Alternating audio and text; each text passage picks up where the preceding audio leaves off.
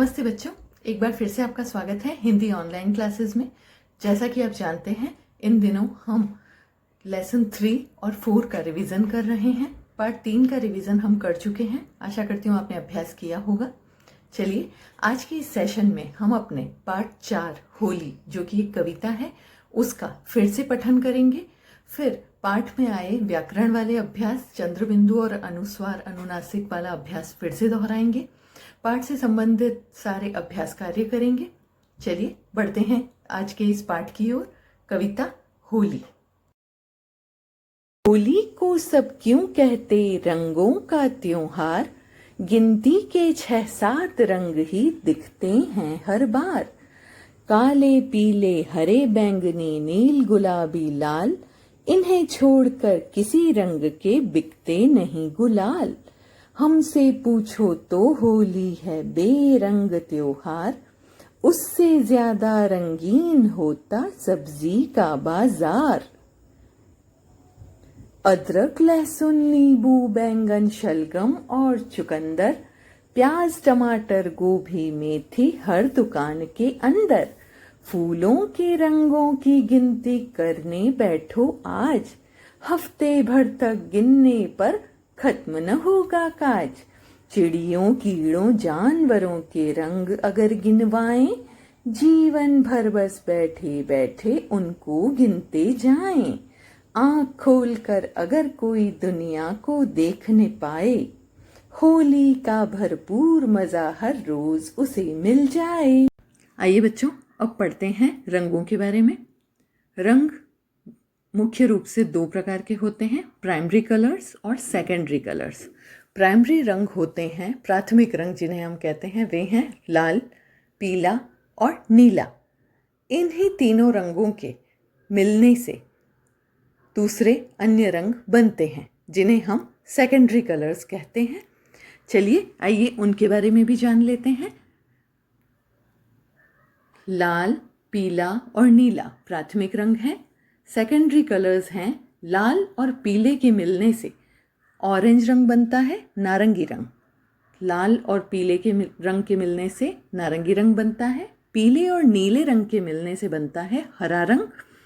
और इसी तरह नीला और लाल रंग मिलने से बनता है पर्पल यानी बैंगनी रंग। इस प्रकार से रंग मुख्यतः 2 प्रकार के होते हैं।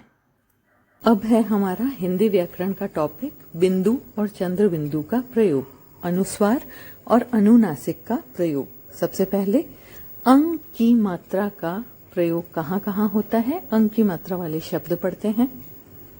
कंगारू, क पर बिंदु, कंगारू। पतंग, पतंग, त पर अनुस्वार यानी बिंदु का प्रयोग। कंगन, क पर बिंदु का प्रयोग। अब पढ़ते हैं अंग, चंद्र बिंदु वाले शब्द। सबसे पहले अंगूठी, अंग पर चंद्र बिंदु।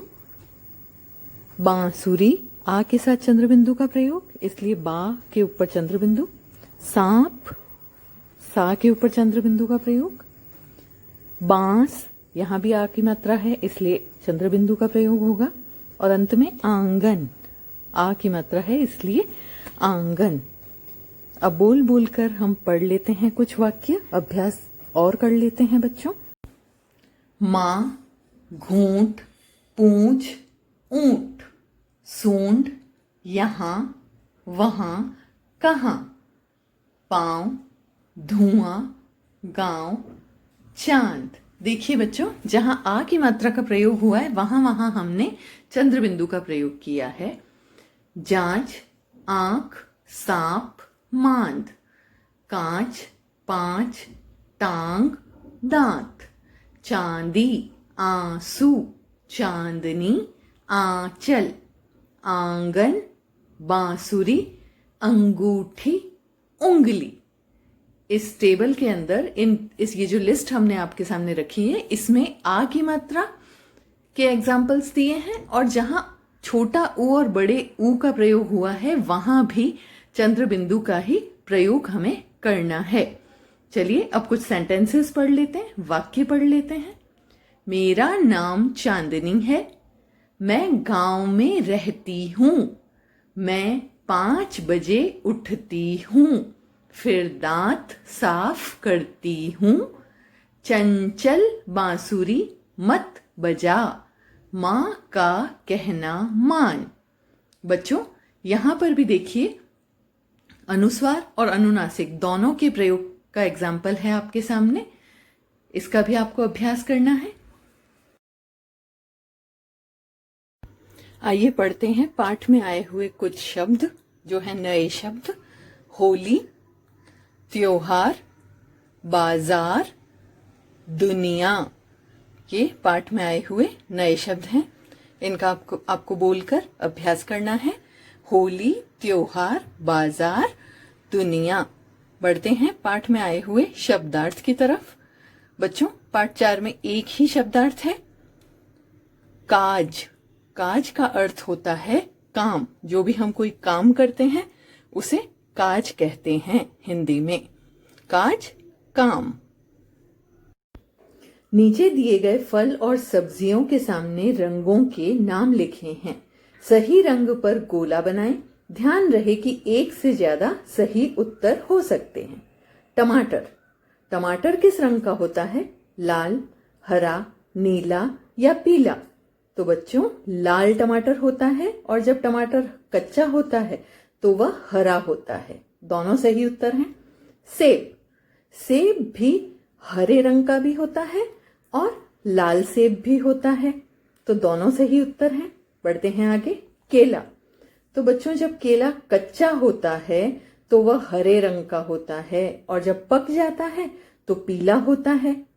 दोनों सही उत्तर हैं, दोनों पर गोला लगेगा। मिर्ची। मिर्ची होती है लाल रंग की, उसके अलावा गुलाबी, सफेद और पीली नहीं होती। अंगूर हरे होते हैं, हरे पर गोला लगाएंगे। इस तरीके से कई जगह पर एक से ज्यादा उत्तर हैं। अगला प्रश्न, शब्दों पर अनुस्वार यानी बिंदु या चंद्र बिंदु लगाएं। बच्चों, हम इसका अभ्यास कर चुके हैं कि कहाँ अनुस्वार यानी बिंदु आता है और कहाँ चंद्र बिंदु। अ, आ, उ और ऊ के ऊपर चंद्र बिंदु आता है, तो अ पर अंधेरा चंद्र बिंदु आएगा। फिर है नींद। बड़ी ई की मात्रा होने के कारण चंद्र बिंदु की जगह नहीं है, इसलिए सिर्फ बिंदु आएगा। नींद में बिंदु। पसंद सिंपल सेंटेंस है, पसंद। स के साथ न की आवाज आ रही है, तो स के ऊपर बिंदु आएगा, पसंद, क्योंकि यहां पर सिर्फ सिंपल साउंड आया है। रंग, इसी तरीके से रंग भी एक सिंपल न की आवाज आ रही है, तो र के साथ आ रही है, और र के साथ आएगा बिंदु, रंग, र के ऊपर बिंदु। फूलों, ल पर ओ की मात्रा होने के कारण चंद्र बिंदु नहीं लग सकता, इसलिए यहां पर हम लगाएंगे सिर्फ बिंदु। फूलों। नारंगी, जैसे रंग वैसे ही नारंगी, तो र के ऊपर सिर्फ बिंदु आ जाएगा। चांद, आ के साथ हमेशा चंद्र बिंदु आता है, तो च आ, च में आ की आवाज आ रही है, चांद। हंसना, ह स ना, ह के ऊपर चंद्र बिंदु आएगा, हंसना।